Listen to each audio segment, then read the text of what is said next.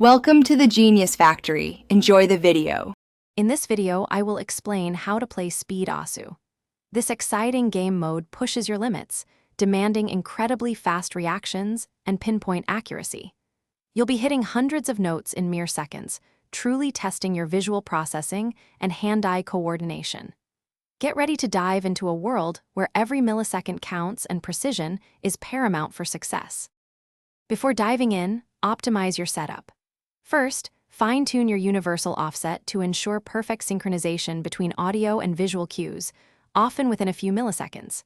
Next, select a clean, high-contrast skin that makes hit circles and numbers easily distinguishable. Finally, establish a comfortable and consistent grip on your input device, whether it's a mouse or a tablet, for maximum control. Mastering Speed Asu involves key techniques. Develop your reading skills to quickly identify and anticipate note patterns, often appearing in rapid succession.